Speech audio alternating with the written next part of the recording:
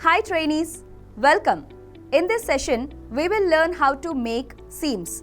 At the end of this session, you will be able to know about seam and seaming, list the uses of seams in garments, explain the kind of seam defects, describe the basic seam terms, classify seams based on constructional and decorative purposes, and describe the steps to make a plain seam and self-enclosed seam. A seam is a joint by which two or more layers of fabric or other materials are held together with stitches. You would have noticed them in apparel, footwear, household textiles, and sporting goods. Seaming is a method of joining two or more pieces of fabric with a row of stitches. It can be done by hand with a needle and thread or by using a sewing machine for more efficient and precise results. Both hand and machine sewing are used for home shoemaking, dressmaking, crafts, and tailoring. This skill supports in creating custom clothing, repairing damaged garments, and personalizing various fabric items. Now, let's see the uses of seams. Seams used to prevent the tangling of raw fabric edges, neaten the inside of garments, and create structure and shape. Hence, stitching seams belong to the basic and structural activities for the construction of garments. Seam defects affect the overall quality of a garment. Common seam defects are seam slippage, seam greening, and seam pucker. These defects occur due to a fault with the sewing machine, improper material, or a worker error. Before stepping into the classification and procedure of seams, you need to know some basic terms and technique used in seaming. The first one is seam allowance. It is the space between the fabric's raw edge and the seam line. It provides extra fabric to effectively stitch a seam together, enabling the construction of all seams. Remember, seam allowance should be decided first before drafting the patterns. According to the seam and stitch types, you have to give seam allowance at the outlines of the patterns. The last one in seam finishing.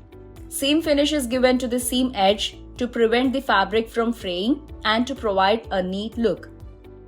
The type of seam finish chosen depends on the type of fabric, its weight, its weave, and wear and tear of a garment. It is not required in lined garments. An important technique used along with seaming is trimming. It means cutting away some of the seam allowance.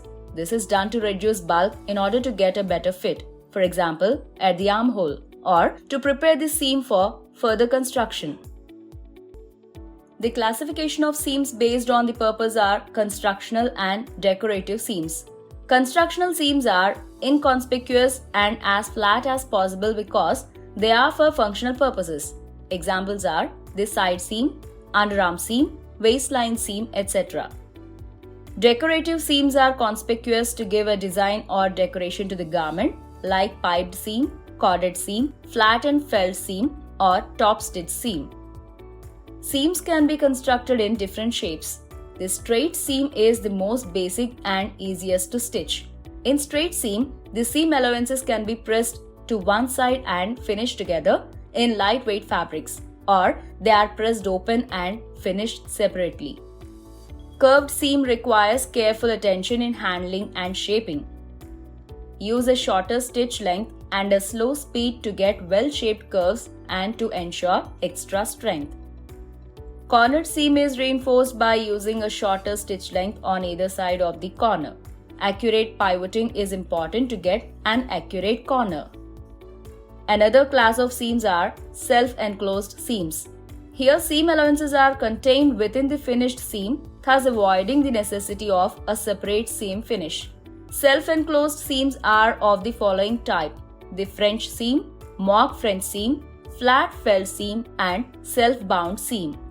A French seam is used if the fabric is delicate to overcast the seam allowance to prevent raveling. The construction of a French seam provides a clean, finished, professional look to the inside of the garment. French seams are not suitable for bulky fabrics. A mock French seam has the similar appearance of a French seam but is delicate as it has hand finished. Flat felt seams offer a neat seam finish with the raw edges of the fabric completely enclosed. Used in side seams of tops, shirts, denims, trousers, crotch attachment, trouser inseam and side seam, and suitable for heavy cotton fabrics. Self-bound seam is like French seam and suitable for lightweight fabrics. Let's see how to prepare different kinds of seam. Ensure you have all the following tools, equipment and materials required to make seams. Single needle industrial lock stitch machine, hand needle, scale, shears, long cloth, sewing thread and dressmaker's pin box. Mark and cut the pieces for different samples of seams from the given material. All pieces are of the size 25 by 10 cm except the piece for taped seam 20 by 20 cm. Refer to layout. Stitch the seams in the sequence as follows: plain seam, pressed open, self-bound seam, the French seam and flat felt seam. Here are the steps to make a plain seam. Take two pieces of fabric 25 by 10 cm each.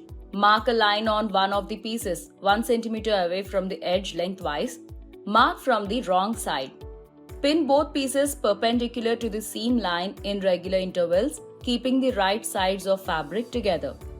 Position the needle on the seam line, that is, close to basting line, 1 cm from the upper edge. Lower pressure foot. Stitch back to the end, then stitch forward on seam line close to but not through the basting line. Stitch back 1 cm at the end. Trim and remove basting threads. Open the two pieces of fabric and press the seam allowances open.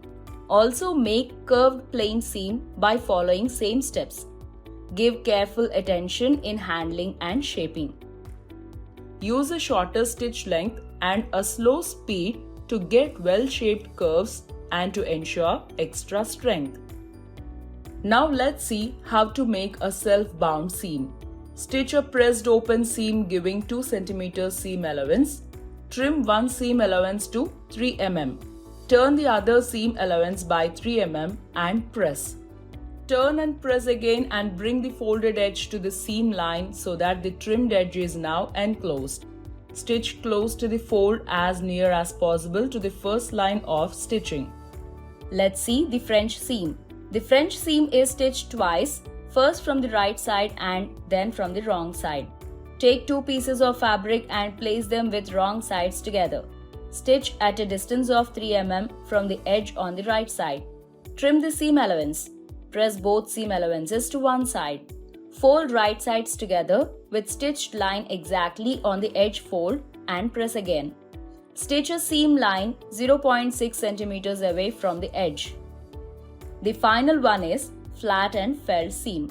The flat felt seam is formed on the right side of the fabric. With wrong sides of the fabric together, form a pressed open seam at a distance of 1 cm from the edge. Trim one side of the seam allowance, leaving 3 mm. Fold edge of other seam allowance by 3 mm to the wrong side. We have reached the end of this session on to make plain seam and self-enclosed seam. By now, you should be able to know about seam and seaming, list the uses of seams in garments, explain the kind of seam defects, describe the basic seam terms, classify seams based on constructional and decorative purposes, and describe the steps to make a plain seam and self-enclosed seam.